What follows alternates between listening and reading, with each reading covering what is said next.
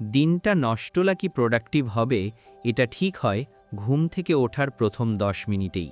বেশিরভাগ মানুষ ঘুম ভাঙার পরে প্রথমেই ফোন ধরে, আর এর ফল মস্তিষ্কে অতিরিক্ত তথ্য ঢুকে গিয়ে আপনার ফোকাস পুরো দিনের জন্য নষ্ট হয়ে যায়। কিন্তু আপনি যদি ঘুম থেকে উঠে প্রথম 10 মিনিট নিজের জন্য দেন, তাহলে দিনটা হয়ে যাবে আরও শান্ত, ফোকাসড আর এনার্জেটিক। এই 3টে জিনিস করলে সবচেয়ে বেশি পরিবর্তন দেখা যায়। 1 মিনিট গভীর শ্বাস নিন, এতে মস্তিষ্ক দ্রুত রিল্যাক্স হয়। 5 মিনিট পরিকল্পনা লিখুন, আজকে 3টে কাজ করবেন, শুধু লিখে নিন। 4 মিনিট নীরবতা, কোনো নোটিফিকেশন না দেখে শুধু নিজের মতো থাকুন।